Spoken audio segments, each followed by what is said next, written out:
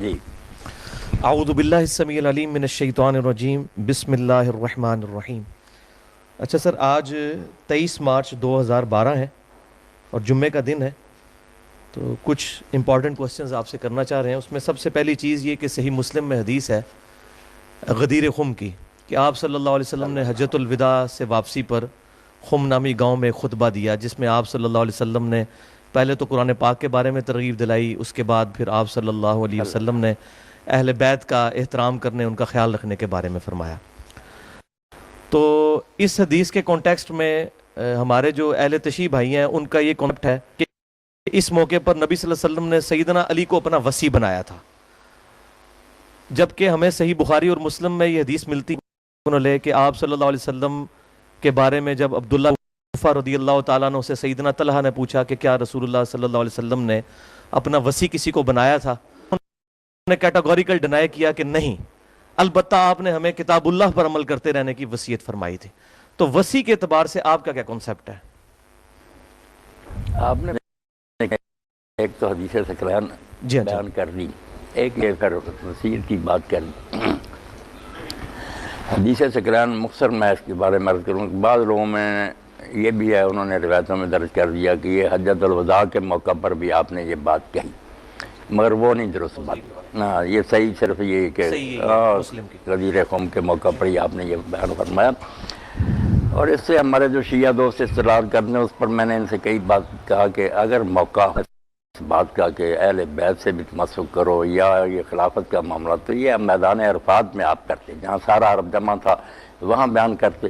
اب وہ سارے لوگ کوئی یمن کو چلے گئے، کوئی عراق کدھر چلے گئے، ادھر تو شام والے یا مدینہ والے ہی آئے، ان کے سامنے آپ نے یہ خطبہ دیا۔ وہ موقع آپ نے کیوں مس کر دیا جب ساری امت وہاں جمع تھی؟ وہ وہاں یہ ہدایت فرماتی۔ وہاں جو صحیح حدیث وہ آپ دیکھتے ہیں صحیح مسلم میں، ابو داؤد میں، آپ نے صرف کتاب اللہ کا کہا کہ میں تم میں ایک چیز چھوڑتا ہوں جس سے ہاں صرف جو ہے نا سنت وغیرہ کا، وہ بھی حاکم وغیرہ کی روایتیں بس سارے ہی دیتے ہیں نا، کوئی نہیں۔ اصل بات جو تھی میں نے کہ تم میں کتاب اللہ چھوڑ رہا ہوں، اس کو پکڑ کر رکھو گے تو گمراہ نہ ہو۔ یہ جو خطبہ غدیر کا، اس میں بھی جو ہے نا تمسک کی بات کی، ہدایت لو اور نور ہے، وہ سارا قرآن کے بارے میں، اہل بیت کے بارے میں آپ کی بات ٹھیک ہے، آپ نے صرف نا حسن سلوک کی بات کی۔ اللہ تعالیٰ نے آپ پر منکشف کر دیا تھا کہ بعد میں لوگ ظلم کریں گے، اذکرکم اللہ فی اہل بیت، یہ بات کہی کہ میں تمہیں اللہ کا خوف دلاتا ہوں، میرے اہل بیت کے بارے میں غلط طرف سے اختیار نہ کرنا۔ ہدایت کی بات جو نا جہاں آتا نا بعد رہتا ہوں یہ تمسک کرو گے، وہ بھی نہیں صحیح ثابت ہوئی، نہیں بات جو نا ٹھیک کرنی چاہیے۔ ہاں کتاب جو ہے نا ہدایت کے لیے وہ اللہ کی کتاب ہے، بات باقی جو ہے نا کہ ان کے ساتھ کرنا، نیک سلوک کرنا۔ پھر ساتھ اس کے جو آتا کہ حضرت زید نے جب یہ بات بیان کیا، لوگوں نے پوچھا اہل بیت کون ہے، تو انہوں نے جب کہا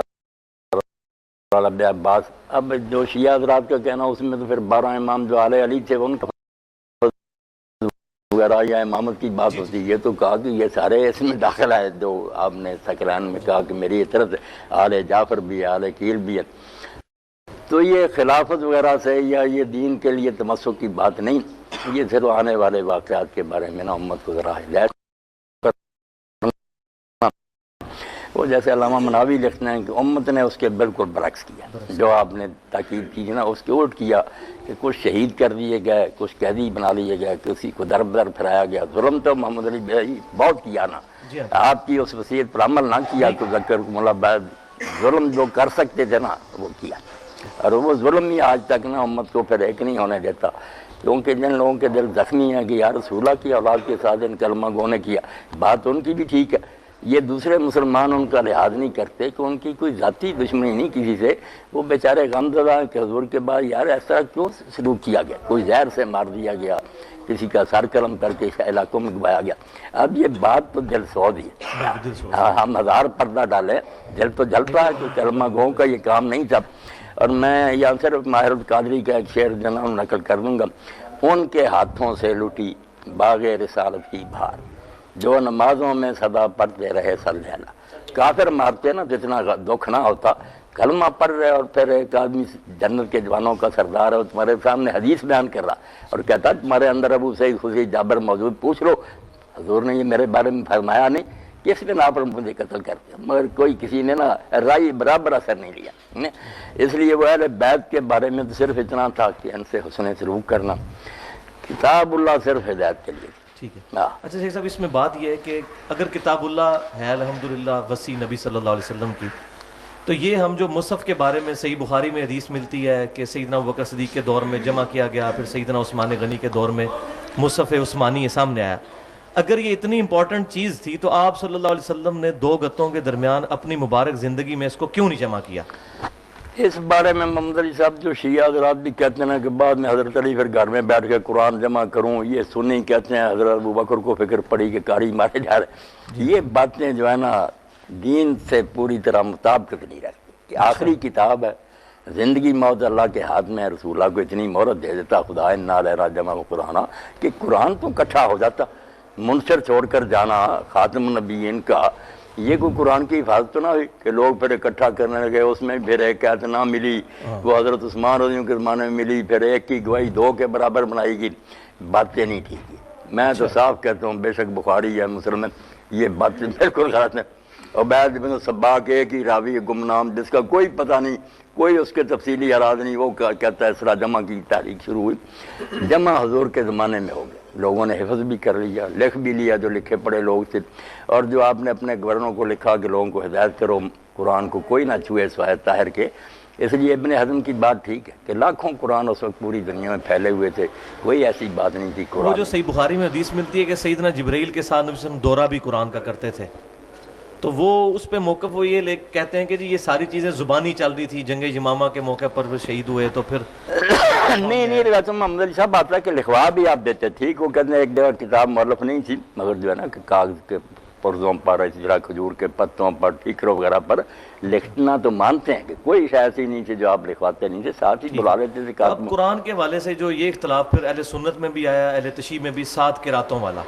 7 قراتوں کی بات، اور ایک جو حضرت ابن مسعود کے ذمہ لگاتے ہیں نا کہ وہ مانتے نہیں تھے مفضلتین کوئی افاظت، یہ باتیں بھی دین کی جڑ کاٹنے والی، کہ وہ آدمی جس نے 70 صورتیں حضور سے سبقن پڑھی تفسیر کے ساتھ، وہی نہیں جانتا، اور جو کہتا ہے اگر میں جانتا مجھ سے زیادہ کوئی قرآن کا عالم ہے تو میں اونٹوں کے جگر جلا کر بھی اس تک پہنچتا، وہی صحیح بخاری میں بھی ہے کہ 4 بندوں سے قرآن سیکھو، وہی نبوی اور ابن حزم کی بات ٹھیک ہے کہ یہ سب باطل باتیں،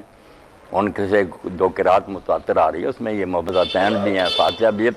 تو شیعہ سنی سارے میرے بھائی نا قرآن کے بارے میں شک ڈالے اور جو روایتیں ان کو دیوار پر مار، اچھا قرآن ہی مشکوک ہوگا تو بات کی رہی۔ آپ نے جب اعلان کیا کہ میں تم میں ایک چیز چھوڑ کر جا رہا ہوں ہدایت کے لیے، کتاب اللہ تو ٹھیک ہے، اچھا، کتاب اللہ اس میں بالکل میں نے آپ کے بارے میں سنا ہے کہ آپ رجم کی سزا کے قائل ہیں۔ قائل۔ اچھا، اب مسئلہ یہ ہے کہ صحیح بخاری میں جو رجم کے بارے میں سیدنا عمر کا خطبہ موجود ہے کہ یہ آیات پہلے قرآن میں نازل ہوئی، ہم پڑھتے تھے، اور پھر بعد میں جو ہے وہ آپ کو پتہ ہے ڈیٹیل خطبہ نہیں، جو اس میں جو لوگ کہتے ہیں کہ انہوں نے کہا قرآن میں تھی، قرآن نہیں لفظ میں، انہوں نے کہا کتاب اللہ میں یہ بھی بات تھی۔ چلیں کتاب اللہ، کتاب اللہ دیکھتے ہیں نا آپ کو کتب علیکم الکتاب کبھی عادت ہے کتب اللہ علیکم، وہاں شریعت مراد ہے کہ جو شریعت تھی نا، بے شک قرآن میں یا سنت میں شریعت میں یہ حکم اترا تھا کہ انسان اس کو سنگار کرو، تو اس کو یاد کرنا پڑھنا۔ اب جو آیت بتاتے ہیں نا وہ محمد علی صاحب نہیں، وہ آیت تو قرآن کا اسلوب میں نہیں بیٹھتی، اسلوب میں نہیں بیٹھتی، لینگویج ہی عجیب و غریب پھر نہیں خلاف ہے نا مسلک کی، مسلک تو کہ شادی شدہ جو ہے نا اس کو سنسار اس کو بھی ایکسپلین نہیں کرتا، مگر وہ شادی شدہ نہیں، وہاں بوڑھے کی بات ہے، الشیخ و بالشیخۃ، اب کہتے نہیں بوڑھے سے مراد شادی شدہ، یہ کس لغت میں بھائی؟ الشیخ و بالشیخۃ یہ ہے کہ بوڑھا، بے شک شادی شدہ ہو یا ساری عمر کمارا رہا، اس میں عبارت بوڑھے کی ہے، مسئلہ ہے شادی شدہ کا، تو نہ وہ مضمون اس کا صحیح ہے نہ کوئی۔ اچھا، ہمیں بس جو امام علامہ خضری نے لکھا نا اصول الفقہ میں، کوئی چیز مجبور نہیں کرتی کہ ہم مانیں کہ قرآن میں کچھ ایسے تھی جو منسوخ تلاوت ہو گئی،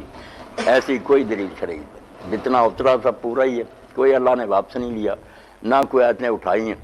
جو بھی اس قسم کی روایتیں ساری جو ہے نا کوئی نہ کوئی نے وہ جو صحیح مسلم میں روایت ہے کہ ہم سیدہ عائشہ سے کہ ہم حضور صلی اللہ علیہ وسلم کی وفات کے بعد بھی رضاعت والی آیات پڑھا کرتے تھے،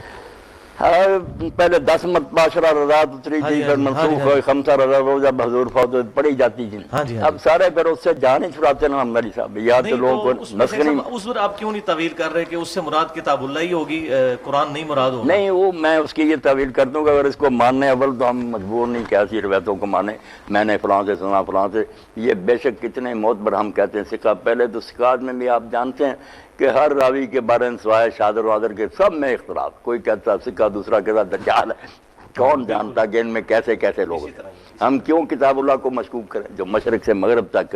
پوری امت کے گھر میں تھی. اب مناظروں میں بے شک بحثیں کرتے رہیں، مگر سارے کافروں نے بھی ڈھونڈ نکالا کہ شیعوں کے گھروں میں خار کسی کے ہاں کوئی اور قرآن ملے نہیں، قرآن ایک ہی ملا سب کے پاس. اس لیے قرآن متواتر یقینی پکی ہے، اس میں کوئی شک نہیں. اگر وہ کہا جائے نا کہ پڑھا جاتا تھا قرآن میں، اس کی تعویل اگر کرنی ہے تو یہ کر لیں کہ وہ لفظ نہیں پڑھے جاتے تھے، بطور تفسیر یہ سمجھا جاتا تھا کہ قرآن میں جو ہے نا کہ ارزاد کی وجہ سے حرام ہو جاتے رشتے. اس کی تشریح تھی کہ وہ محض بائی چانس تھوڑا بہت دودھ پینے سے نہیں، پہلے تھا کہ 10 مرتبہ دودھ پیے، پھر حکم رہ گیا سنت کے مطابق 5. وہ قرآن میں پڑھا جاتا یعنی قرآن کی یہ تفسیر کی جاتی. ٹھیک ہے. تو شیخ صاحب اس میں جو صحیح بخاری میں ایک روایت